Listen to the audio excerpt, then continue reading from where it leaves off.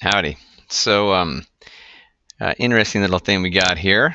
I want to talk about is the idea about rolling without slipping, and the idea of a ball or a disc or a hoop that is able to roll or unroll as it goes down a string, for instance, like almost like a yo-yo action, or down a hill.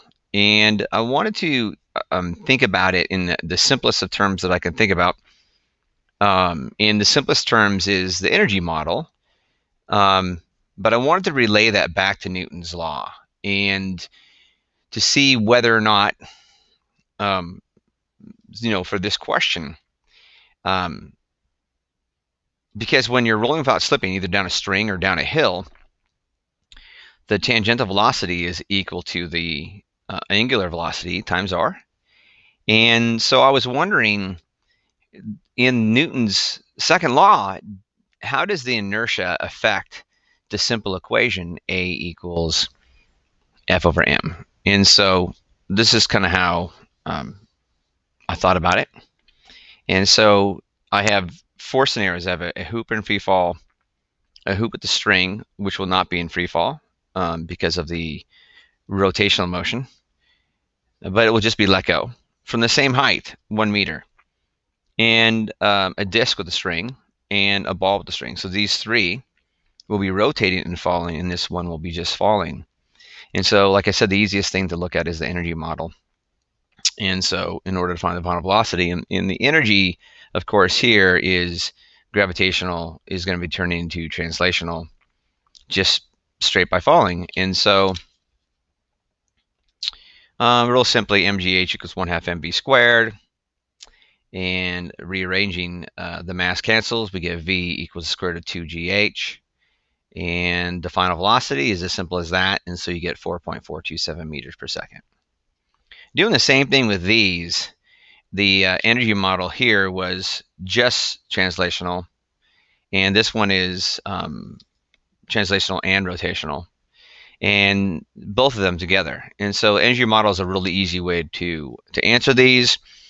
mgh equals 1/2 mv squared plus 1/2 iw squared, if you will.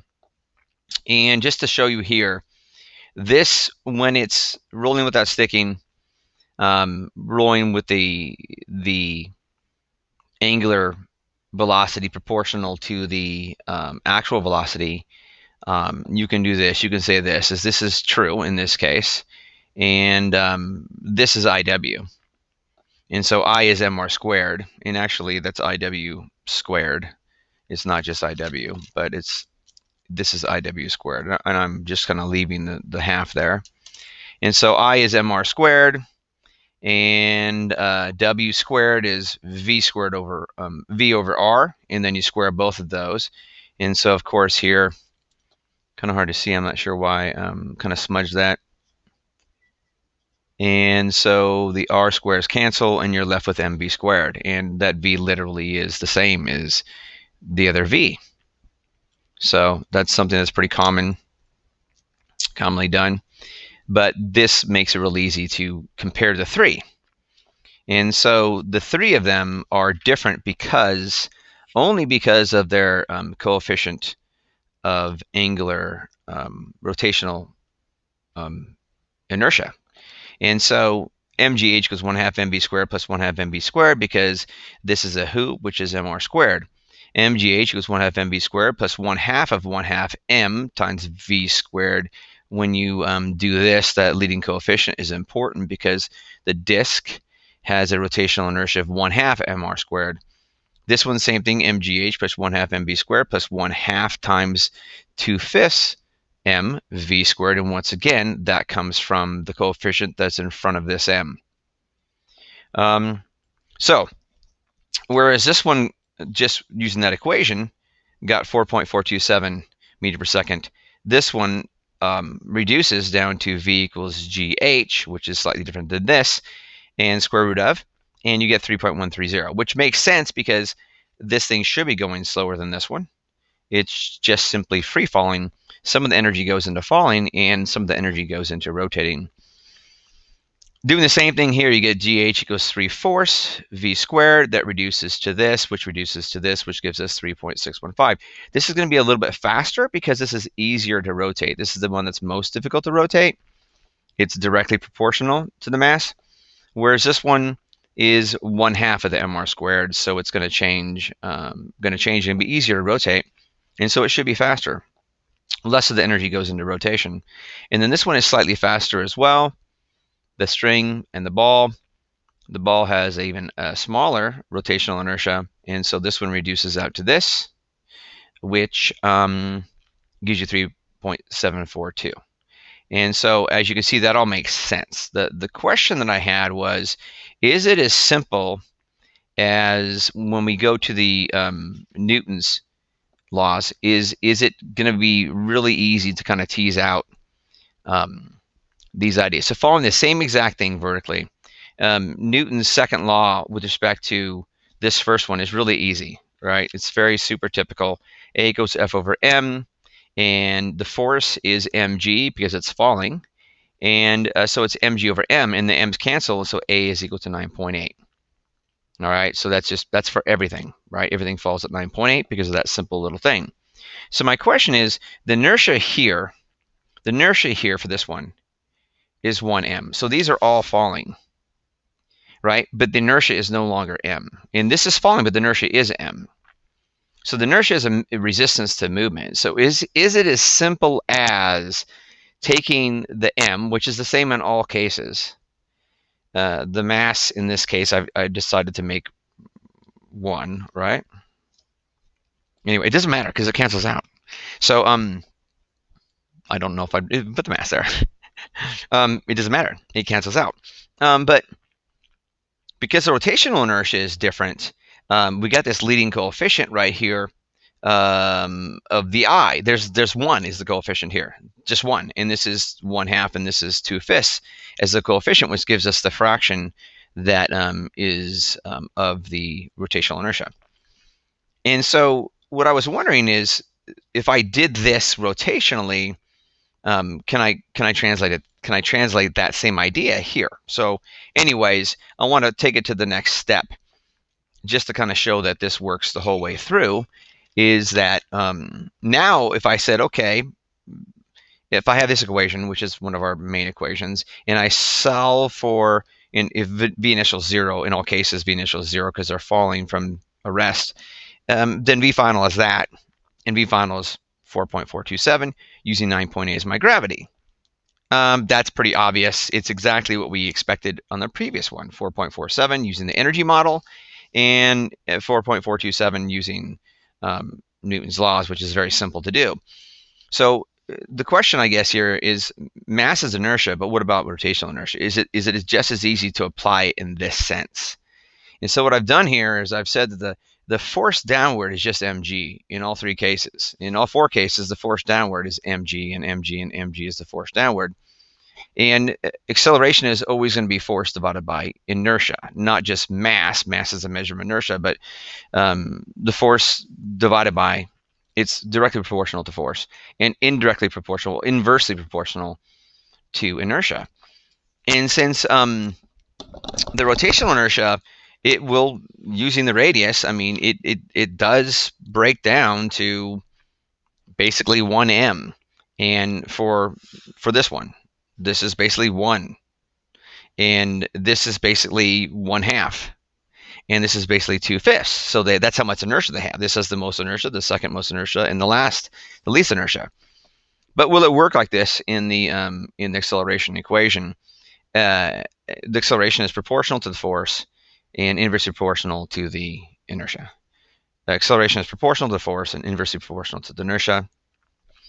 Acceleration is proportional to the force and inversely proportional to the inertia. The inertia is I've got to move the ball and I've got to rotate the ball. I've got to move the ball and I've got to rotate the ball, but the inertia is half as much as this one, the rotational. In this one, finally, I've got to move the ball, but I also have to rotate the ball, and the inertia is 2/5 as much as the original. So does that work? right? We know what the speeds are from the energy model, and it's easy to use, and we know those should be right. But does that work using finding acceleration in this way and then extrapolating to speed, which is kind of cool, actually. So if you reduce this one, the masses cancel, and you get a is equal to g over 2, which means your acceleration would be 4.9 meters per second. It's going to accelerate half as fast as the other, and so, or with half the acceleration. And so you put in the VF equals 2AX, which we already showed before is coming from that, and you get basically the same answer as before. Yeah, that worked. Okay, so it works with the first one. It works with the hoop. There's no coefficient there. That's interesting. Okay, does it work with the disk? Right, the disk has the coefficient of 1/2 on the inertia. So you put 1/2 in there for the inertia, and so now you have 1.5 m.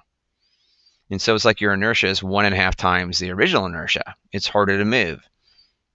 It's almost as if it's the force downward hasn't changed, but the resistance to motion is 1.5 times what it would have initially been. And so it reduces down to 2/3 g, and your acceleration is 6.53, which is 2/3 of 9.8. You plug it in here, and of course, I guess you see the pattern. That works as well. So one more time, just to make sure it works. The rotational inertia is 2/5 m, so this would be 1 and 2/5 m, which when you flip it is 5/7 m, which you can just plug directly into the previous equation for A, which is, I did something slightly different here, so I just combined the two steps, which obviously if you're in physics, you do that a lot. So I combined basically Newton's law with that, and I put that in for A here. I basically just put that in for A here. So I know I didn't lose anybody, but sorry.